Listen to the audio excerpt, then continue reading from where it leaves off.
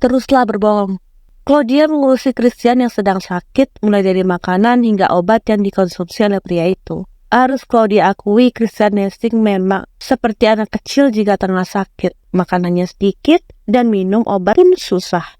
Benar-benar sangat menyusahkan dirinya. Kesabaran Claudia benar-benar teruji oleh Christian. Mengurus Christian Hastings malah melebihi dirinya mengurus anak kecil. Dia ingin sekali mengomel pada Christian yang seperti anak kecil. Tapi dia tidak tega karena kondisi pria itu pun dalam keadaan sakit. Akhirnya, satu-satunya jalan yang diwajibkan untuk dirinya lalui adalah bersikap sabar. Walau sedikit mengomel karena Christian sulit ingin makan, tapi tetap gadis itu mengurus Christian dengan sangat amat baik. 4 hari sudah Christian sakit, 4 hari juga Claudia tinggal di kamar hotel Christian untuk merawat pria itu. Dia tak bisa meninggalkan Christian karena kondisi Christian belum pulih 100%. Project Geovan Group dipantau dari kamar hotel mereka. Sang mandor mengirimkan video bangunan yang runtuh dan sudah dalam perbaikan pada Christian. Tentu adanya kejadian kecelakaan tempo hari membuat Christian memberikan peringatan keras dan tegas pada para pekerja untuk lebih berhati-hati dalam membangun. Christian memberikan ancaman dan memecat semua pekerja jika kembali lalai seperti tempo hari. Dia dan Claudia memang selamat dari bahaya, tapi kejadian itu membuat dirinya jauh lebih waspada agar tidak ada lagi korban. Keselamatan kerja dalam membangun bangunan adalah hal utama. Christian selalu menekankan ini pada para pekerja. Standar operasional perusahaan harus segera diberlakukan. Christian, apa kau lapar? Tanya Claudia sambil menatap Christian yang berkutat pada iPad di tangannya. Gadis itu pun tengah merancang gambar untuk Project Geovan Group. Akan tetapi dikala tengah bekerja, gadis itu langsung mengingat Christian yang tadi makan tidak banyak. Aku sudah kenyang, Claudia. Tadi kau makan sedikit sekali, Christian. Ayo makan lagi. Lebih baik makan sedikit daripada tidak makan sama sekali, kan? Usiamu tuh sudah tua. Tapi kalau sakit, terapa seperti anak kecil berusia 5 tahun. 30 tahun belum tua. Sudah tua bagiku. Kita berbeda 10 tahun. Bukan aku yang tua, tapi kau yang terlalu muda. Claudia mendengus kesal. Gadis itu tak lagi merespon ucapan Christian.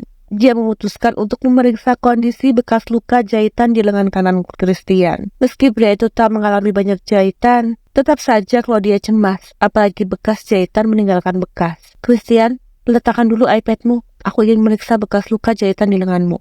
Usap Claudia meminta Christian untuk meletakkan iPad yang ada di tangan pria itu. Christian menurut, sama sekali tidak membantah. Pria itu meletakkan iPad-nya agar Claudia bisa memeriksa luka jahitannya. Ya, gadis itu sangat menjaga bersih luka di lengan Christian agar tidak terinfeksi. Untungnya, Claudia cerdas dalam pelajari sesuatu. Hanya cukup 1 kali dicontohkan oleh dokter dalam membalut luka, gadis itu sudah mengerti dan paham bagaimana mengganti perban serta mengganti kapas. Sebenarnya, bisa saja Christian tak perlu mengganti perban atau kapas, tapi Claudia tak mau, minimal 1 hari sekali. Claudia mengganti perban atau kapas di lengan Christian yang dijahit itu. Gadis itu terlalu takut kalau luka Christian terinfeksi.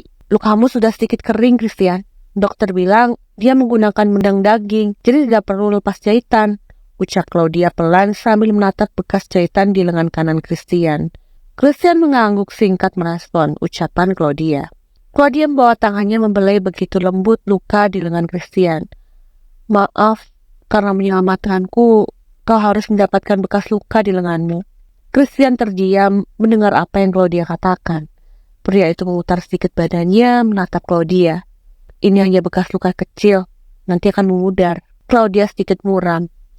Iya, tapi perkataan Claudia terpotong dikala Christian meletakkan jemari pria itu ke bibirnya. Aku sama sekali tidak peduli dengan bekas luka di lenganku. Asalkan kau selamat, aku sudah tenang. Balas Christian yang seketika itu juga membuat Claudia terdiam.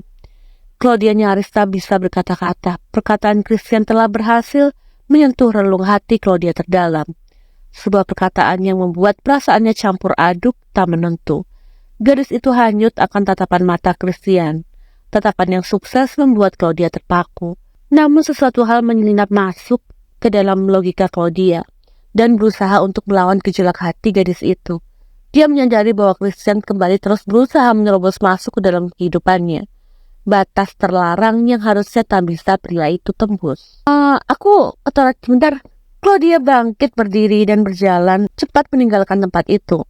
Gadis itu sengaja menghindari Christian. Dia sengaja karena tak mau terlena pada suasana yang bisa saja menjerumuskannya. Christian bergeming di tempatnya, menatap Claudia yang berjalan cepat masuk ke dalam toilet. Sorot mata pria itu tersirat tengah memikirkan sesuatu yang selama ini ada di benaknya, tapi sayang, belum pernah bisa dia lakukan. Jam dinding menunjukkan pukul 8 malam. Christian baru saja selesai melakukan panggilan telepon dengan asistennya. Sedangkan Claudia ke kamar hotelnya untuk mengganti pakaian sekaligus mengambil iPad. Suara dering ponsel terdengar. Refleks Christian mengalihkan pandangannya menatap ponsel Claudia yang terletak di atas nakas. Rupanya Claudia pergi tidak membawa ponsel. Christian mendekat, mengambil ponsel itu dan menatap ke layar tertera nama Gilbert di sana. Raut wajah Christian berubah, sorot matanya menajam dikala melihat ke layar bahwa Gilbert yang menghubungi Claudia. Christian berjejak tak suka. Tanpa menunggu lama, pria itu menggeser tombol merah menolak panggilan itu. Christian menonaktifkan ponsel Claudia agar Gilbert tidak lagi menelpon Claudia. Dia tidak suka Gilbert menghubungi Claudia. Christian, aku membawakan sop untukmu. Claudia melangkah masuk ke dalam kamar hotel Christian. Christian berbalik. Oh, kau sudah kembali? Buru-buru pria itu meletakkan ponsel Claudia ke tempat semula. Nadanya tenang, seakan tak melakukan apapun. Claudia mendekat. Iya, tadi aku ke bawah mengambil sop kepiting untukmu. Cobalah. Gadis itu memberikan sop kepitingnya pada Christian. Masih panas. Ucap Christian melihat bahwa memang sop kepiting yang Claudia bawa masih panas. Aku akan meniupi sop ini.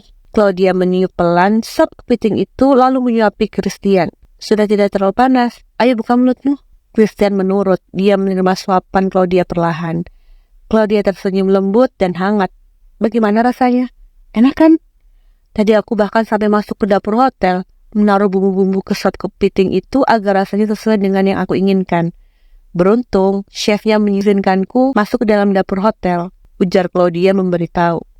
Sudut bibir Christian tertarik ke atas membentuk senyuman tipis.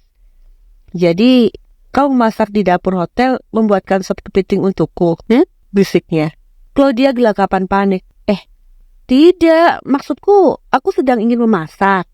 Aku jenuh di kamar. Itu kenapa aku membuat kamu sup kepiting. Bukan karena sengaja ke dapur memasak demi dirimu. Ini semua karena aku jenuh. Serunya dengan penuh keyakinan. Christian terus tersenyum samar mendengar apa yang Claudia katakan. Pria itu melihat dengan jelas ada kepanikan di mata Claudia. Detik selanjutnya Christian mendekat, menarik dagu Claudia sambil berbisik serak. Teruslah berbohong. Aku tahu kau membuatkan sup ini demi diriku, bukan karena kau jenuh di kamar. Raut wajah Claudia memucat panik mendengar apa yang Christian katakan padanya. Debar jantungnya begitu kencang, seakan ingin melompat dari tempatnya. Sesuatu gelenyar aneh menyelusup ke dalam dirinya, membuat tubuhnya merinding. Ding ding pa ding ding. All I need are some better days, 'cause all I want, and I pray, I believe